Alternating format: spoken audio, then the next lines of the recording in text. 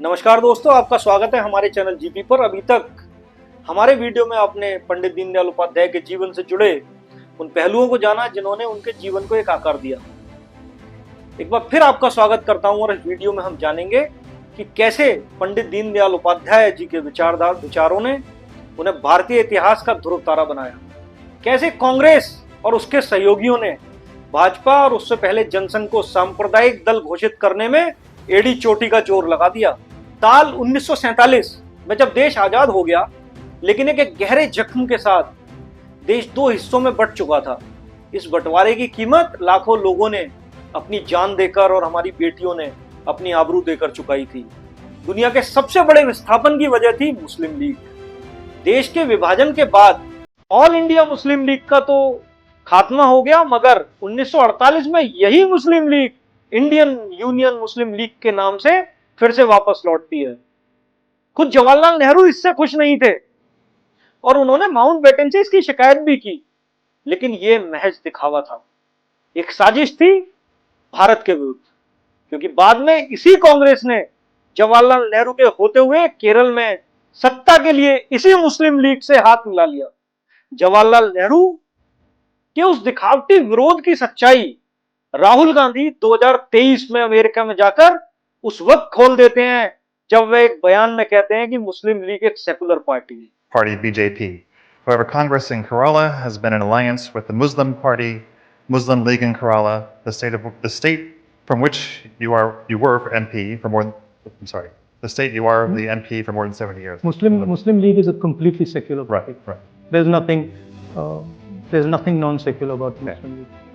Question's a little disjointed. Sorry about that. I think the person hasn't studied. Rahul Gandhi ने अपना बयान दिया, secular party बता दिया मुस्लिम लीग को, उनके साथ अपने आप को क्लब कर दिया। पंडित दीनदयाल उपाध्याय कांग्रेस की इन चालों को बहुत अच्छी तरीके से समझते थे। उस समय कांग्रेस उन पर सांप्रदायिक होने का आरोप लगाती थी, क्योंकि और तो कुछ था नहीं।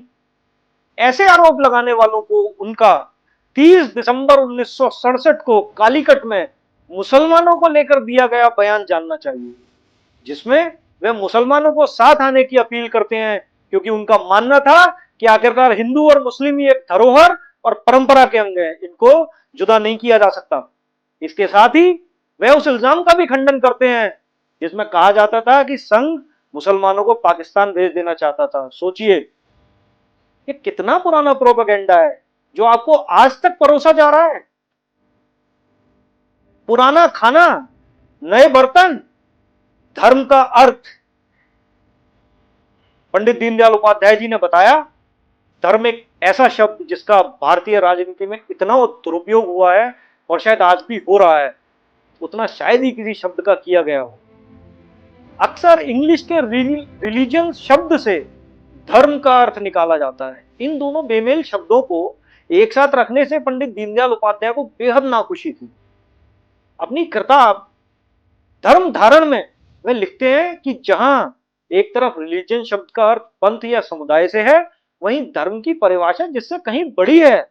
असल में हिंदू धर्म विभिन्न पूजा पद्धतियों को मिलाकर बनता है। यह उस विशाल वृक्ष की तरह है जिसकी शाखाओं की गहराई रिलीजन जैसे शब्दों की जड़ों से ज्यादा है। बहुत छोटे शब्द है रिलीजन।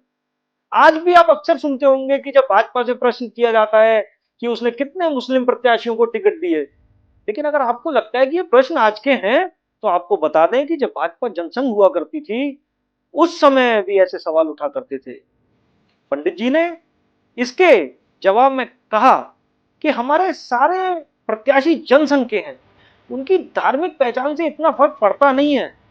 उन्होंने अपने विचारों के जरिए आम लोगों को यह समझाने का प्रयास किया कि जिसे वे सांप्रदायिकता समझते हैं या उसको सांप्रदायिकता कहकर छोटा दिखाने की कोशिश करते हैं, असल में उस धर्म आधारित राजनीति का आधार कितना मजबूत और उसके सिद्धांत सनातन के गहरे चिंतन से उपजे हैं, जिन्हें ये स्यूडो सेकुलर ना कभी समझ पाए ना कभी समझ पाएंगे। आज इस बयान की, दीनदयाल जी की सोच की आज भी प्रासंगिकता है। जो भारत का पूरा विपक्ष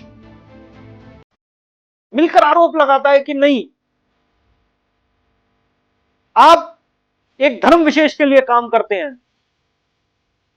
अरे लोग तो जाति को गाली दे रहे हैं हिंदुस्तान में, कसम खाते हैं संविधान की, संसद में खड़े होकर जाति को गाली देते हैं। उनका आज आप कुछ नहीं बिगाड़ पा रहे हैं, उनको तो गले में हाथ डाल के चलते हैं। और जो सरकार हिंदू, मुसलमान, सिख, ईसाई, बौद्ध सभी के लिए समान रूप से योजनाएं ला रही है, उन योजनाओं पे अमल करने का प्रयास कर रही है, और प्रयास सार्थक है, जिसका प्रमाण 2014 में मिला, जिसका प्रमाण 2019 में मिला, जिसका प्रमाण 2024 में मिला, और जिसका प्रमाण आगे आने वाले ना जाने कितने वर्षों तक मिलता रहेगा। आप शोर मचाते रहिए, आप धर्म और जाति आधारित राजनीति करते रहिए, आप इस देश में बंटवारे का एक और प्रयास कीजिए। हम